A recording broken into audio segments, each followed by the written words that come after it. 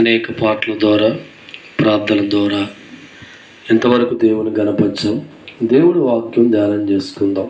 గమనించండి, మనం కష్టం అంటూ పరిస్థితులు ఉన్నప్పుడు, మన చెయ్యి ఖాళీగా మారిపోయినప్పుడు, అనదిక్కులు మొయ్యబడినప్పుడు, మనం ఎవరింటికి వెళ్ళినా వారి నుంచి మనకి ఏం రాదంటే ఆదరణ రాదు. మనం ఎన్నాళ్ళ ఇంట్లో ఉన్నా మన కష్టాలు పోవు.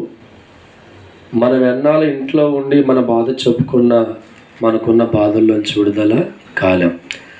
కష్టాల వంటి పరిస్థితుల్లో మనుషులు సంతోషంగా మారాలన్నా, బాధల్లో ఉన్న మనుషులు గొప్పవారిగా మార్చబడాలన్నా ఎక్కడికి వెళ్ళాలో చూద్దాం ఒకసారి.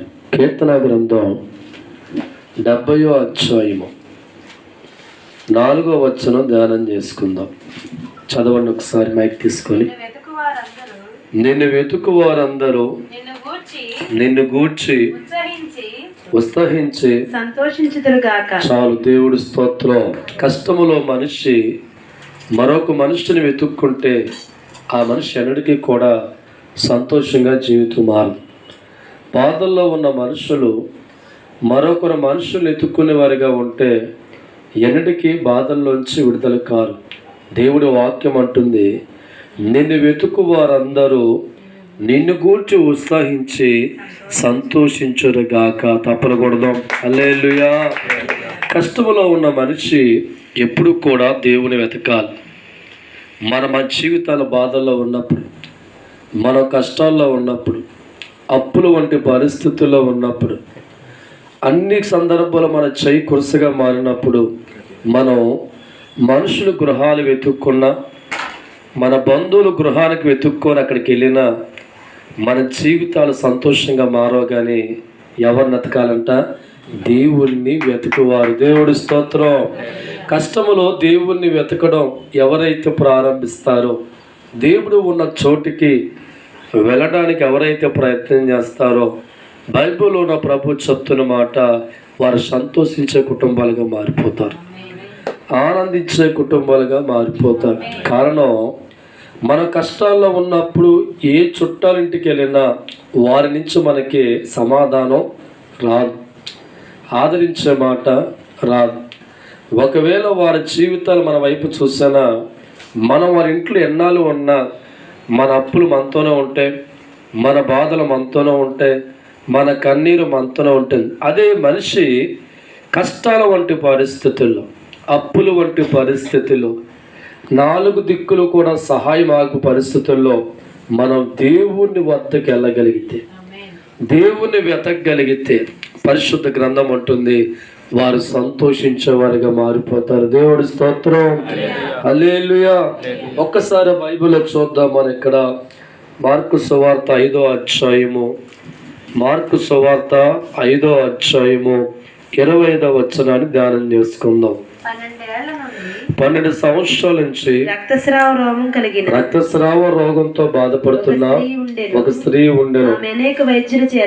అనేక వైద్యుల వద్దకు వెళ్ళి ఎన్నో తిప్పలు పడి తన కలిగిన ఆస్తినంతయు లయము చేసుకుని ఎంత మాత్రము ప్రయోజనం లేక చాలు. దేవుడి స్తోత్రం.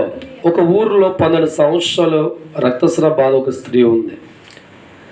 ఆమె అనుకుంది, ప్రపంచంలో ఉన్న ప్రతి వైద్యుని కూడా కలిసింది, అయ్యా నాకున్న రోగంతో ఏడుతున్నాను, నాకున్న ఈ జబ్బుతో ఏడుతున్నానని. ఎన్నో కోట్ల రూపాయల ఆస్తి కలిగిన ఆమె అనేక వైద్యుల వద్దకు వెళ్ళి తన బాధను చెప్పుకొని, తన కష్టాన్ని చెప్పుకొని, ఈ బాధ తీర్చండి, ఈ రోగం తొలగించమని 12 సంవత్సరాల నుంచి తిరుగుతూనే ఉందంట. ఎక్కడికి? లోకంలో ఉన్న డాక్టర్లందరి దగ్గరికి.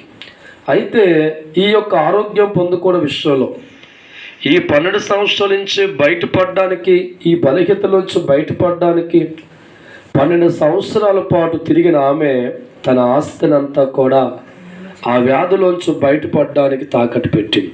ఉన్న బంగారం అంతా కూడా అమ్మేసుకుంది, ఆస్తినంతా కూడా అమ్ముకోవడం జరిగింది, ఉన్న డబ్బంతా కూడా అయిపోయింది. చివరికి దావజనమ ఆరోగ్యం తర్వాత సంగతి, మరింత అనారోగ్యంగా మారిపోయింది ఆమె జీవితం. దేవుడి స్తోత్రం, హల్లెలూయా.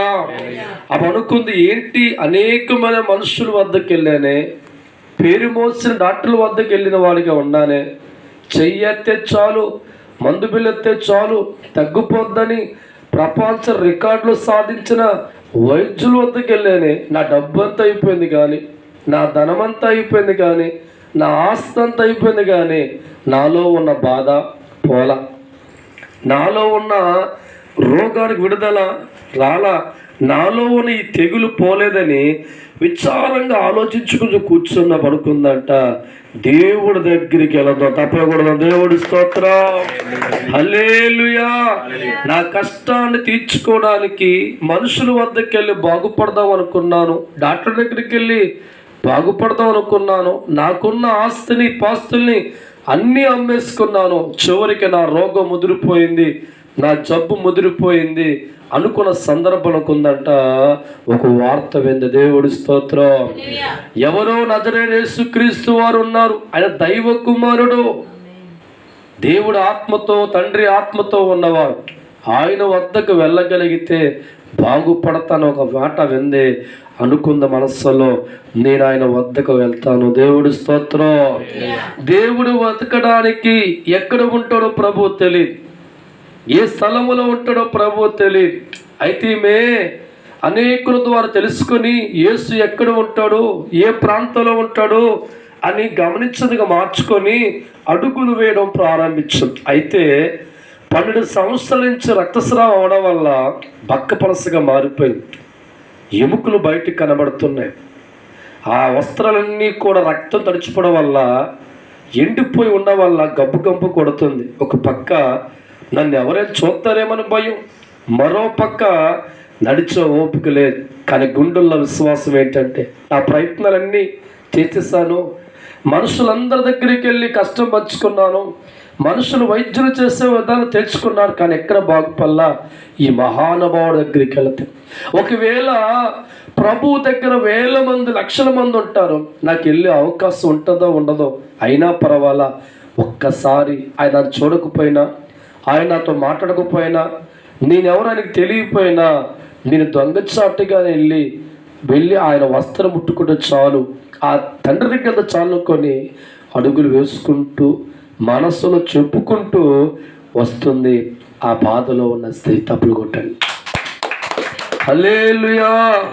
ఒంటిలో ఉన్న రక్తమంతా పోగొట్టుకొని, చేతిలో ఉన్న డబ్బులన్నీ పోగొట్టుకొని, ఒంటి మీద ఉన్న బంగారం అంతా పోగొట్టుకొని, స్థిర సరాస్తులన్నీ కూడా పోగొట్టుకొని అనాథగా మిగిలిపోయి కొన ఊపిరితో ఉన్న ఆ స్త్రీ గుండె నిండా ఆశ పెట్టుకుంది, దేవుని వెతకడం ప్రారంభించింది. దేవుడి స్తోత్రం.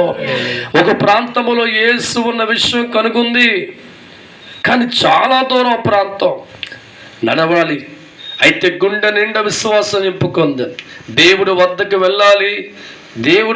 వెళ్ళాలి, ఆయన వస్త్రం ముట్టుకోవాలని ఓపిక లేకుండా అడుగులు వేసుకొడుతుంది. దేవుడి స్తోత్రం. మనసులో అనుకుంటుంది, నన్ను కలవనెత్తారంటావా, నన్ను మాట్లాడనెత్తారంటావా, ఆయన దగ్గర లక్షల మంది ఉంటారు కదా, వేల మంది ఉంటారు కదా అనుకొని, కాదు ఎలాగైనా ప్రభు వద్దకు వెళ్ళాలి.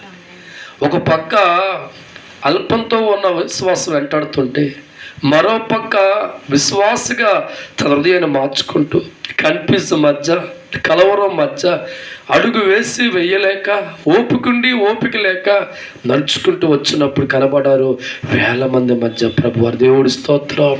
ఇన్ని వేల మంది మధ్య ఎలా వెళ్ళాలి? ఒకవేళ వెళితే నా పరిస్థితి బట్టి వాసన కొడతానే, నా పరిస్థితి బట్టి వాసన కొట్టే స్థితిలో ఉన్నానుకొని భయపడుతూ బయలుకుంది. ఏమైనా పర్వాలేదు, నేను ఈరోజు బాగుపడాలంటే యేసు వద్దకు వెళ్ళాలా. దేవుడి స్తోత్రం. అడుగులు వేసుకుంటూ లక్షల మంది మధ్య ఓపిక లేని ఆమె జీవితంలో ప్రభు వద్దకు రావడానికి, లాదాసమయ కాంస దేవుడి వద్దకు రాగడానికి ఎన్నో ఆటంకాలు, ఎన్నో సమస్యలు, ఎన్నో పోరాటాలు, ఎన్నో ఇబ్బందులు వస్తే నేను దేవుని వెతకాలి, ఆయన వద్దకు వెళ్ళాలని ఒక సంకల్ప యాత్ర కట్టుకుంది. ఈ 12 సంవత్సరాలు దుఃఖంతో ఉన్న స్త్రీ. దేవుడి స్తోత్రం. ఆ సంకల్పంతో దైవజనమా ప్రజలు దాటుకుంటూ, మనుషులు తోచుకుంటూ, ఓపిక లేకపోయినా బిగపట్టుకుంటూ, గుండెల్లో ఉన్న విశ్వాసాన్ని అభివృద్ధి పరుచుకుంటూ దేవుని వెతికిన ఆమె దేవుడు రావడానికి ప్రయత్నం చేసి వచ్చి దైవజనమ అనుకుంది, ఆయన వస్త్రం ముట్టుకుంటే అనుకుంది, వెనకాల వచ్చే దొంగచాటిగా అలా ముట్టుకుంది. దేవుడు స్తోత్రం, హల్లెలూయా. 12 సంవత్సరాల నుంచి ఉన్న కష్టం, 12 సంవత్సరాలు ఉన్న రోగం, 12 సంవత్సరాలు ఉన్న మనోవిచారం, దేవుని వెతకాలను కోరుకున్న మనిషికి, దేవుడి వద్దకు వచ్చిన మనిషి సంతోషంగా మారిపోయింది. తప్పకూడదు ఒకసారి హల్లెలూయా. ఈనాడు ఈ కుటుంబంలో కూడా సమస్తాన్ని పోగొట్టుకొని, చేతులు ఖాళీగా మార్చుకొని, మనుషుల వద్దకి అన్నీ పోగొట్టుకొని, చివరికి ఒంటరి వాడిగా మిగిలిపోతున్నప్పుడు ఈ కుటుంబం అనుకుంది, దేవుడి వద్దకు వెళ్ళాలా. ఎక్కడికి వెళ్ళాలంట? దేవుడి వద్దకు వెళ్ళాలా. మా గుండెల్లో ఉన్న దుఃఖం, మా జీవితంలో ఉన్న విచారం, ఈ ప్రయత్నాల్లో పోరాడి అన్ని విషయాల దగ్గరికి వెళ్ళి, మనుషుల వద్దకు వెళ్ళి, రకరకాల మనుషుల వద్దకు వెళ్ళి నా సమస్యను తీర్చండి బ్రతుమాలుకొని, ఉన్నదంతా పోగొట్టుకొని, చేతులు ఖాళీగా మారి ఒక ఒంటరి వాడిగా మీద అనుకున్నారు ఈ కుటుంబం. యేసు వద్దకు వెళ్ళాలా, దేవుడి వద్దకు వెళ్ళాలా, ప్రభు వద్దకు వెళ్ళాలా. దేవుడు వాక్యం అంటుంది, నిన్ను వెతుకు వారి జీవితాలు సంతోషంగా మారిపోతాయి. తప్పకూడదు. హల్లెలూయా. కష్టకాలములో మనుషుల వద్దకు వెళ్ళి అడిగి ప్రశ్నించి ఉన్నదంతా పోగొట్టుకున్న ఆమె యేసు వద్దకు వచ్చిన తర్వాత 12 సంవత్సరాల మనోవిచారం పోయింది.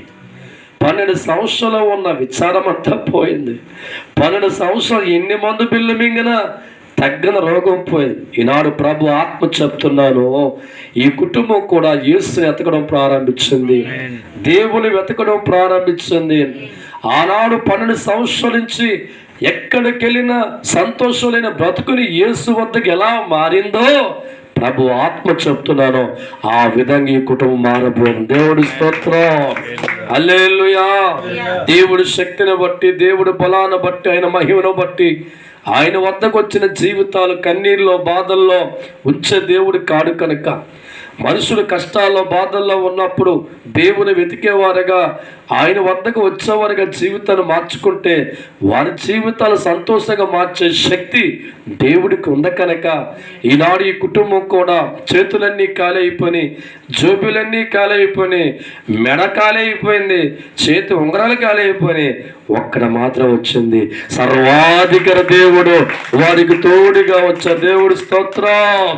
అన్నీ నీకు పోయినా దేవుడు నీకు వచ్చాడయ్యా, అన్నీ నీకు పోయినా దేవుడు నీకు వచ్చాడయ్యా, అన్నీ ఇచ్చువాడు దేవుడే, సమస్తము దయచేవాడు దేవుడే, అన్నీ ఇచ్చువాడు దేవుడే, సమస్తము దయచేవాడు దేవుడే.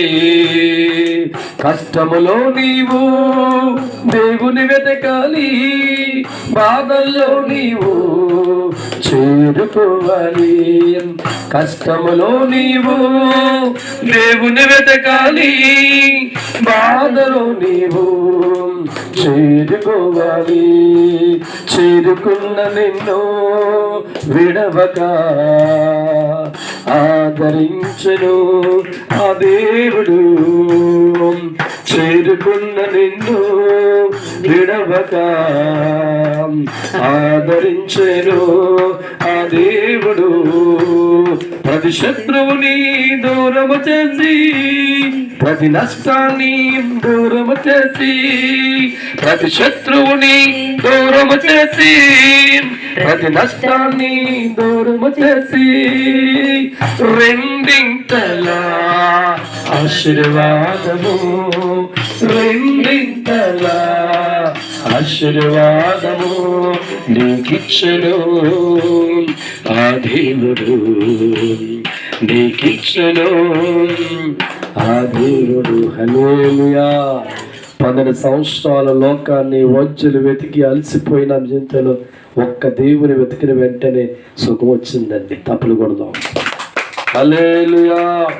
2 రాజుల గ్రంథం 5వ అధ్యాయము 1వ వచనం ధ్యానం చేసుకుందాం. 2 రాజుల గ్రంథం 5వ అధ్యాయము 1వ వచనం. సిరియా రాజు సైన్యాధిపతి అయిన నయమానాను ఒకడుండెను. అతని చేత యెహోవాయే సిరియా దేశమును జయము కలగజేసి ఉండెను. సిరియా దేశానికి జయము కలగజేసి ఉండెను గనుక అతడు తన యజమాని దృష్టికి ఘనుడై దయ పొందినవాడాయను. అతడు మహాపరాక్రమశాలి ఉండెను గాని అతడు కుష్ఠిరోగి. చాలు. దేవుడు స్తోత్రం. సిరియా రాజు సైన్యాధిపతి అయిన నయమాను ఒకడు ఉండెను. అతని చేత యెహోవా సిరియా దేశమునకు జయము కలగజేసెను. దేవుడు స్తోత్రం. నయమాను చాలా అద్భుతాలు జయించిన వ్యక్తి, బలమైన వీరుడిగా ఉన్న వ్యక్తి. ఏ దేశానికి యుద్ధానికి వెళ్ళినా అపజయము లేకుండా జయించే వ్యక్తి. ధనానికి కొదువు లేదు, ఆస్తి కొదువు లేదు, పేరు కొదువు లేదు, ఘనత కొదువు లేదు, కానీ ఎన్నో విజయాలు సాధించిన వారి జీవితంలో సంతోషం లేదు. తప్పకూడదు. దేవుడి స్తోత్రం. ధనం ఉంది, ఆస్తి ఉంది, పేరు ఉంది, గౌరవం ఉంది, రకరకాల కార్యక్రమాలు చేయించున్నాడు, కానీ తనకున్న కుష్ఠు రోగం అనే దాన్ని బట్టి అశాంతి కలిగిన వాడిగా, మనశ్శాంతి లేనివాడిగా, నెమ్మది లేనివాడిగా అనేక సంవత్సరాల నుంచి తనను ఏడుతున్నాడు నయమాను. దేవుడి స్తోత్రం. కుటుంబంతో అనురాగ బంధాలు పంచుకునే అవకాశం లేదు. సమాజంలో బహిరంగ తిరగడానికి కూడా ఆస్కారం లేదు. పూర్వక దినాల కుష్ఠవ్యాధి కలిగిన వారు కేవలం వారు సైన్యాధిపతికి ఉందని ఒక గదిలో ఉండాలి. భార్యతో కానీ బిడ్డలతో కానీ అంటువ్యాధిగా ఉంది కనుక దాంతో ఉండే అవకాశం లేక ఎన్నో విజయాలు సాధించిన వాళ్ళ జీవితంలో సంతోషం లేదు, ఆనందం లేదు. దేవుడు స్తోత్రం. ఎన్నో రకాల రాజు దగ్గర ఉన్నాడు కనుక ఎన్నో మందులు రాజుగారి ద్వారా వాడబడ్డాయి. మహాశక్తి కలిగిన పండితులు బట్టి కూడా వైద్యం చేయబడేది, కానీ ఆ దినాల్లో దీనికి ఏమి లేదు, మందులే. దేవుడు స్తోత్రం. హల్లెలూయా. అయితే ఆ దేశంలో ఒక చిన్నది బానిసగా వచ్చిందంట. అయ్యా, మనుషులను ఆశ్రయించావు, లోక వైద్యులను ఆశ్రయించావు, దాదాపు అనేక సంవత్సరాల నుంచి నీ కళ్ళల్లో కన్నీరు చూస్తున్నాను, మీ కుటుంబంలో సంతోషం లేదు, దయచేసి ఒక్కసారి దేవుడు ఆత్మ కలిగిన ఒక ప్రవర్త మా దేశంలో ఉన్నాడయ్యా, ఆయన పేరే ఎలీషా. దేవుడి స్తోత్రం. హల్లెలూయా. ఆ ప్రవర్త సృష్టికర్త అయిన దేవుని ఆరాధించేవాడు. ప్రతి దినము కూడా దేవుడు అతనితో మాట్లాడుతూ ఉంటాడు. ఆత్మ కలిగిన వాడిగా, దైవజనుడిగా అతని చేతి కిందకి ప్రతి మనిషి కూడా మేలు చూసేవారుగా ఉన్నారని చెప్పి ఒక చిన్న చెప్పి. దేవుడి స్తోత్రం. అయితే గతకాలమంతా సంతోషం పొందుకోవడానికి, గతకాలమంతా రోగంలోంచి బయటకు రావడానికి, గతకాలమంతా విడుదల కలగడానికి లోకమంతా తిరిగిన నయమాను దేవుని వెతకడానికి దేవుడి స్తోత్రం. తప్పలకూడదు. హల్లెలూయా, హల్లెలూయా. ఇదిగో చిన్నది చెప్పింది, తన దేవుడు గొప్పవాడంటే కదా.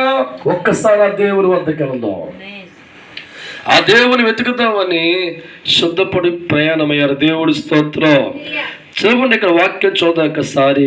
చూడండి, ఇక్కడ 5వ అధ్యాయములో 14వ వచనం ధ్యానం చేసుకుందాం. అతడు పోయి దైవజనుడు చెప్పినట్లు యోర్దాను నదిలో 7 మార్లు మునగ్గా అతని దేహము పసిపిల్లల దేహములై అతడు శుద్ధుడు. దేవుడు స్తోత్రం. హల్లెలూయా. ఎంత ఆస్తున్నా, ఎంత ధనమున్నా, ఎన్ని పదాలు వచ్చినా, ఎన్ని విజయాలు సాధించినా, కొన్ని దినముల నుంచి, సంవత్సరాల నుంచి దుఃఖంతో ఉన్న వ్యక్తి ఎక్కడికి పోయాడండి? చివరికి ఎక్కడికి వెళ్ళాడు? దేవుని వెతుక్కుంటూ వెళ్ళగానే ఆత్మ కలిగిన దైవజనుడు చెప్పేవారు, బాబు పోయి నదిలో 7 మార్లు మునగమంటే దేవుడు మాట గౌరవించేవాడుగా, తండ్రి మాట గౌరవించాడు, మరి నదిలోకి వెళ్ళి మునగడం ప్రారంభించాడు. దేవుడి స్తోత్రం. హల్లెలూయా. 1 అని మునిగాడు, ఇంకా తగ్గల. ఏంటిది? చెప్పిన తగ్గలేదు. దేవుడు స్తోత్రం. 2 మునిగాడు చూసుకోండి, ఇంకా అవ్వలేదంటే నిజంగా దేవుడు ఉన్నాడంటావా? దేవుడు స్తోత్రం. 3 ఇంకా అవ్వలేదా? నిజంగా దైవజనుడు ఆత్మ ఉందంటావా? 4 ఇంకా అవ్వలేదా? చెప్పి జరుగుద్దా? దేవుడు స్తోత్రం. 5 అమ్మో జరుగుద్ది. 6 దేవుడు ఉన్నాడు. 7 శ్వాస. దేవుడు స్తోత్రం. హల్లెలూయా. దేవుడు ఆత్మ కలిగిన వాడు చెప్పిన ప్రతి మాట కాస్త ఆలస్యమైనప్పుడు 1-2 మునకల్లో డౌట్ వచ్చింది, సందేహం వచ్చింది. కానీ మునుగుతూ దేవుళ్ళు మునగడం ప్రారంభించిన ఆత్మవిశ్వాసం వచ్చింది, ఆత్మ ధైర్యం వచ్చింది. నిజమే, సర్వాధికారి అనుకుంటా, దేవుడు అనుకుంటా, ఆత్మ కలిగిన వాడు అనుకుంటా, నిశ్చయంగా బాగుపడతానని 5వ మునకలో వచ్చిన నమ్మకం. దేవుడు స్తోత్రం. హల్లెలూయా. ఎందుకంటే తనలో సందేహంతో ఫస్ట్ మునిగాడు, డౌట్తో మునిగాడు. అంటే దేవుల్లో ఎదుగుతున్న కొలది కొంతకాలం పాటు కార్యము లేట్ అవుతూ ఉంటే, అద్భుతం లేట్ అవుతూ ఉంటే, అల్ప విశ్వాసము తన గుండెల్లో ఉంటూనే మునుగుతూ ఉన్నాడు. దేవుడి స్తోత్రం. ఎప్పుడైతే 5 సార్లు మునిగాడో, దేవుళ్ళు ఎదగడం ప్రారంభించాడో, నమ్మకం కుదిరింది, విశ్వాసం కుదిరింది. నేను దేవుడి వద్దకు వచ్చాను కనుక, ఆత్మ కలిగిన వాడు మాట విన్నాను కనుక బాగుపడతాను అనుకున్నాడు. మనస్ఫూర్తిగా ఆలోచన అద్భుతమైన దేవుడు స్తోత్రం. హల్లెలూయా. గమనించాలి దైవజనమా, దేవుడి వద్దకు వచ్చిన వ్యక్తి సందేహం అనే మన అంతరంగంలో తొలగించాలి. ఏంటి ఎన్నాలని దేవుడికి వచ్చాను, మందిరికి వచ్చాను అనుకుంటూ ఉంటాం. కానీ అనుకున్న సమయాన్ని పోగొట్టుకొని దేవుడు చేయగల నమ్మి ఎప్పుడైతే మోకరెత్తామో అద్భుతమైన కార్యం చూస్తాం. దేవుడి స్తోత్రం.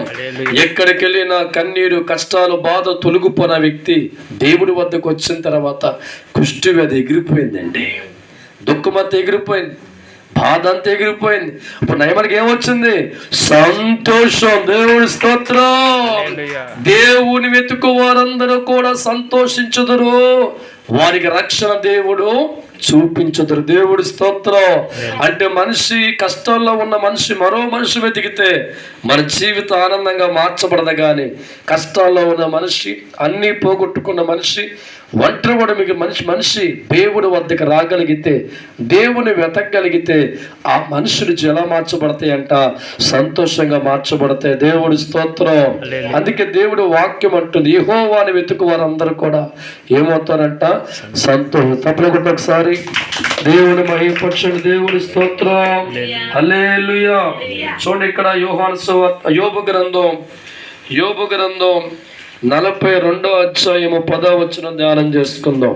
యోబు గ్రంథం 42:10 చదవండి ఒకసారి. మరియు యోబు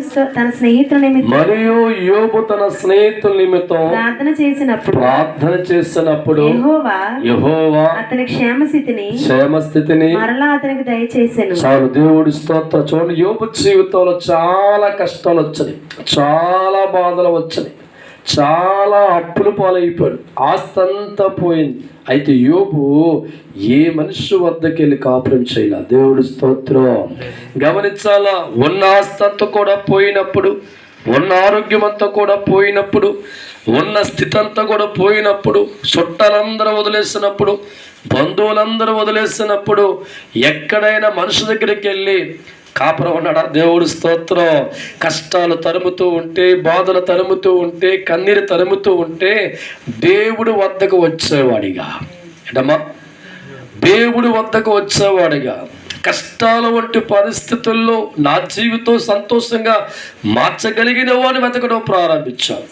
మన పుట్టుడు కష్టాల్లో ఉంటే నువ్వు ఎక్కడికైనా వెళ్ళి చూడు, ఒక్కరోజే ఉంటావు. దేవుడి స్తోత్రం. ఎందుకంటే అనుకుంటాను వచ్చారా శని ఏమంటారు, మన అప్పుల్లో ఉంటే, కష్టాల్లో ఉంటే వాళ్ళందరూ తెలిసిన కష్టాలు తెలిసిపోద్ది కలిగి రే వచ్చేసాడు రా బాబు, ఈ దరిద్రమని అంటే దేవుడు స్తోత్రం. ప్రభు ఎన్నుడు గెంటు వేయడు, నా వద్దకు వచ్చిన వాడిని త్రోసివేయను. దేవుడు స్తోత్రం.